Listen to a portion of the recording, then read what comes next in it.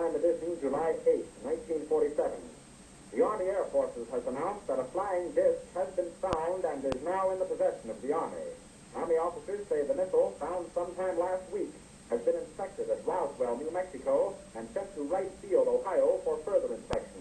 The whole project was get as much information and technology out of these crafts as fast as they could, and to steer the news media off on some crazy idea that these sightings were created by college pranks and balloons and meteorological problems. And a lot of the information was siphoned off by the CIA and the National Security Agency and people at ONI, Office of Naval Intelligence. It was the first time I'd ever seen anything like this before, and all eyes were just peeled on that particular thing. And when he told us what it was, it was frightening. It was eerie. There, you could have heard a pin drop in the room when it was first mentioned. Well, he said it had been taken from one of the craft that had crashed in New Mexico, and that it had been taken from a box of materials that the military was working on.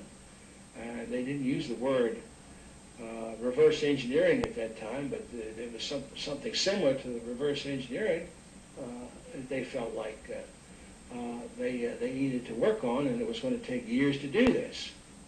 I was a duty officer that night, and I went to the veterinarian section, and one of a sergeant I knew very well was sergeant of the guard that night. I told him, Sarge, how's everything around here? And he said, fine, sir.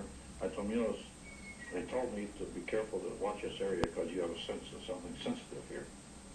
He said, you want to see it, sir? I told him, yeah, let's go look. And I knew this sergeant, right? He was a master sergeant. Brought him back, and there was 5 crates there, like 5 or 6, I think it was 5. I lifted one up, and here's this body there floating in fluid. First, I thought it was a child, because it was small. Then I looked at this head doll, right away, and this was only happened a matter of seconds. Then I put the pin back down, and the head was different, the arms were spindly, the body was gray. So right at that moment, I figured, I don't know what this thing is. So like in the intelligence business, I just better put it in the back of my head here and wait till maybe in the future I get corroboration so I can evaluate what it is. Curtis LeMay started to open up and talk about what he told me about Roswell and the crash that had occurred, and he told me that he was aware that it wasn't ours, it wasn't the military's, the Air Force or the Army or the Navy, and it was highly a highly strange vehicle that crashed. And he said, I'm going to tell you something. He said, but if you say that I told you, I'll swear I never even mentioned it to you. I said, no problem. And he said to me, you know I'm a member of General Douglas MacArthur's security guard. He says, I'm on my way to the States, to TD1. He said, I'm going to tell you something. General Douglas MacArthur was very familiar with the Roswell incident, the crash material, and also the bodies, because he himself has seen them. There I started getting the TOSA reports. I started getting other crash reports, the artifacts I got. And I did get one time a report that NSA was getting signals from space, which were not just space noise or, or unscrambled or something you couldn't read. They were really very perfect and looked like something was guiding them. There was a real message. We were never able to decode it. This was a very coordinated message. It wasn't just noise coming.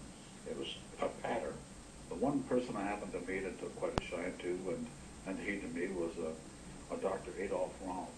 Just a little background on him. He was from Switzerland originally. He was on their first A-bomb test in the U.S. He knew Dr. Oppenheimer personally, and just a fine, fine gentleman. One night after supper and after a few martinis, I jokingly asked Adolf, I said, what do you know about the little gray men that are supposedly on ice here at Wright-Patterson? And I can distinctly recall his face turning ashen white. His voice got very stern, and he said, Arnie, he says, all I can tell you is that they were not weather balloons, and we will not talk about it again. You understand? certainty of my mind that we wouldn't talk about this further. You can safely say that, yes, there were some captured craft in Roswell, New Mexico, and yeah, they were real. And yes, we really did get some technology from them. And yes, we really did put it to work. How many bodies have been recovered? Don't know. How many crashes have occurred in which we only got debris from because they came and did their recovery before we got there? Don't know, but it has happened. It has happened.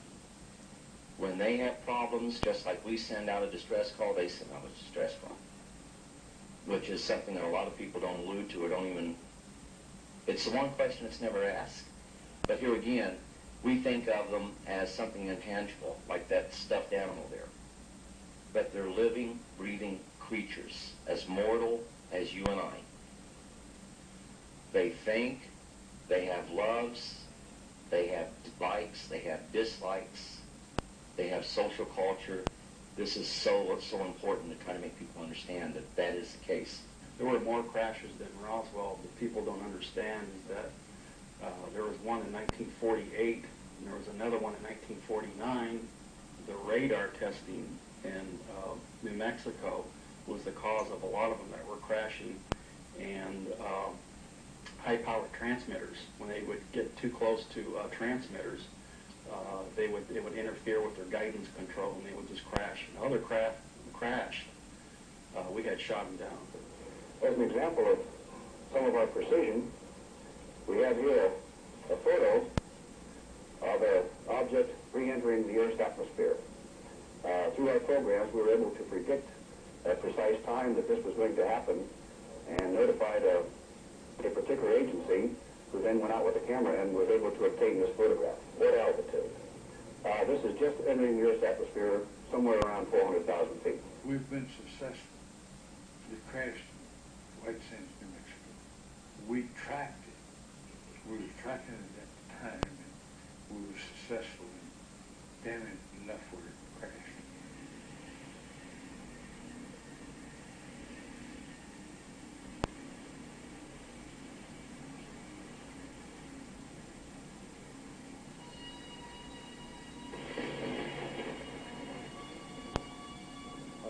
I can verify or corroborated by the people that I have worked with and do work with now.